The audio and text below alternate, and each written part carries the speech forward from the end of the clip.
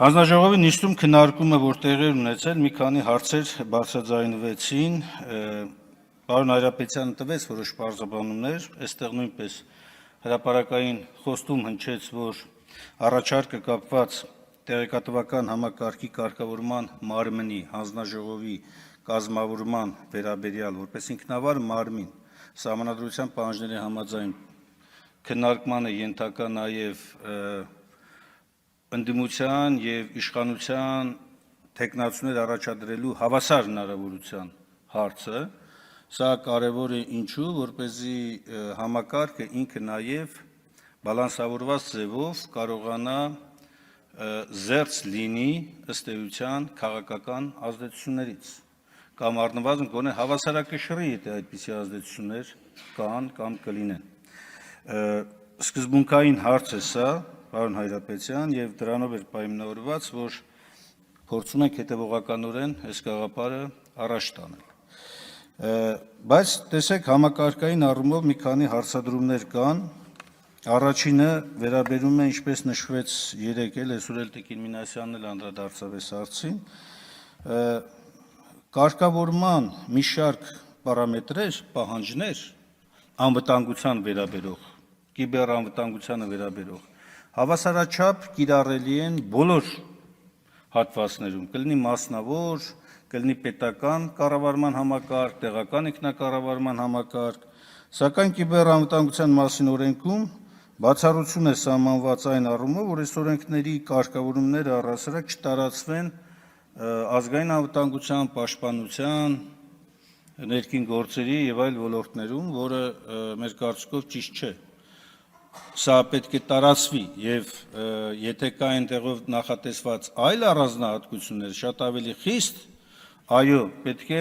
այդ խիստն էլ կիրառվի, բայց չենք կարող մենք մասնավոր հատվածի համար սահմանել մի խաղի կանոն, նվազագույն ստանդարտ ու ասենք, որ պետական մարմինները այդ նվազագույն ստանդարտը անգամ կարան չպահեն, դա ճիշտ չի, առնվազն գոնե այդ ստանդարտը պիտի պահեն, դրանից ավելին միանշանակ, հետևաբար թե ձևակերպման և թե իրավակիրառ պրակտիկայում այստեղ վերանայման անհրաժեշտություն կա և առաջարկությունը անպայման կներկայացնեմ։ Երկրորդ հարցը վերաբերում է ծառայություն մատուցող սուբյեկտին ներկայացվող պահանջներին։ Ծառայություն մատուցողը ըստ այս օրենքի ցանկացած կազմակերպություն, կլինի պետական կամ մասնավոր, որը տվյալների համակարգ է կառավարում, տեղեկատվական համակարգը իր կառավարման ներքո է, և նրա նկատմամբ ներկայացվող պահանջները որքան էլ արդարացի, սակայն պրակտիկ տեսակետից պահանջում է հսկայածավալ ներդրում թե մասնագիտական, թե նյութական, և այդ առումով սկզբունքային նշանակություն ունի օրենքի ներդրման փուլայնության հարցը։ Մենք չենք կարող այս պահանջը միանգամից դնել, պահանջել և այդ պահանջի ներքո պարզապես իրավաբանական անձի ինքնկամանած ձեռնարկատերերը չկարողանան ուղղակի այս բեռի տակից դուրս գան։ Այստեղ էր, որ հարցադրումը Տիկին Գյուլիանի որ կա աջակցության մեխանիզմ, հնարավորություն, ծրագրային ապահովումից սկսած ավարտված, չգիտեմ, վերապատրաստումների աջակցությամբ կամ նյութական աջակցությամբ և այլն։ Սրան էր ավելի շատ ուղղված հարցադրումը և կարծում եմ, որ այս հարցադրումը կարիք ունի հավելյալ պարզաբանման։ Եվ նաև ներդրման տեսակետից փուլայնություն այնպես սահմանել, որ ունակություն, կարողություն ունեցող սուբյեկտներից գալ դեպի ավելի թույլ կարողություններ ունեցող սուբյեկտներ, այլ ոչ թե միանգամից բոլորին և ամբողջությամբ։ Մյուս կարևոր խնդիրը վերաբերում է կիրառվող միջազգային ստանդարտներին, ճիշտն ասած, այստեղ էլ մի քանի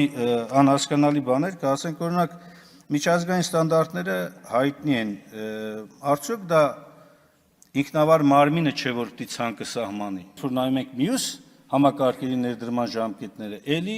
հանգում ենք մենք ներդրման տեսակետից որոշակի պրոբլեմի։ Ես առաջարկում եմ, որպեսզի սա ևս մեկ անգամ դիտարկվի, ուսումնասիրության ենթարկվի։ Մեկ այլ կարևոր հարց վերաբերում է հանրային տեղեկության տեղեկությունների մասին օրենքին, այստեղ տեսեք, մենք շատ հաճախ հանդիպում ենք քաղաքացիների անձնական տվյալների չհիմնավորված տեսքով կամ հրապարակմանը, կամ չհիմնավորված տեսքով քաղաքացու պահանջի հիման վրա տեղեկություն չտրամադրելու։ Այսինքն երկուսն էլ հավասարաչափ այսօր խախտում են մարդու իրավունքները։ Ու մենք այսօր ցավոք սրտի այս մասով չենք կարողացել արդյունավետ մեխանիզմ գտնել։ Հիմա թեև հանրային տեղեկությունը այս դեպքում օրինակ վերաբերում է բացառապես պետական մարմիններում կամ տեղական ինքնակառավարման մարմիններում իրենց լիազորությունների շրջանակում հավաքագրված տեղեկությանը, բայց օրինակ անցանկալի անձանց վերաբերյալ տեղեկություններ։ Ըստ գործող այսօրվա օրենքի, այս տեղեկությունները չեն կարող հայտնվել տեղեկությունները չմշակող կամ համապատասխան լիազորություն չունեցող անձանց մոտ, բայց բանից պարզվում է, որ այսօր հայտնվում են։ Օրինակ, վարչապետի աշխատակազմի մոտ հայտնվում է անցանկալի անձի վերաբերյալ տեղեկություն, որը օրենքով իրավունք չունի հայտնվել այնտեղ։ Օրենքն է արգելում։ Եվ երբ որ հարցում ես, ասում ես ո՞նց, բա ինչ ձևով պիտի պաշտպանվի, պատասխան չկա։ Ուղղակի չկա։ Բոլոր գերատեսչությունները, որոնց համար հասանելի է անցանկալի անձանց տեղեկատվության բազան, բոլորը հերքում են, որ իրենք չեն տվել դա։ Բա որ չեն տվել, ո՞րդուց հայտնվեց դա։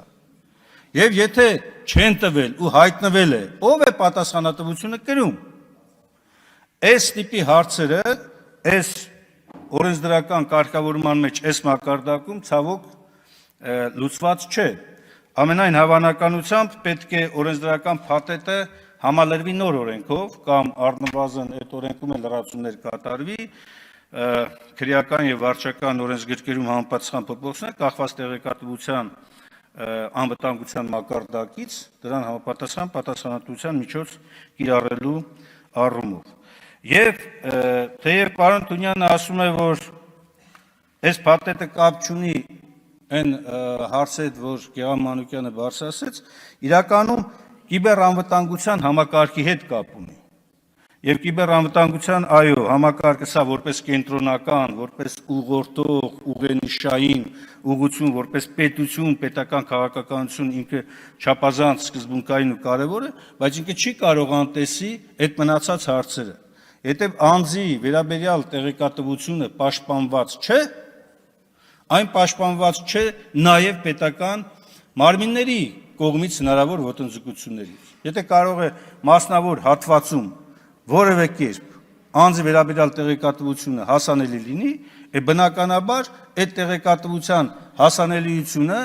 օգտագործվում է նաև քաղաքական նպատակներով։ Ու պատահական չէ բերված օրինակը։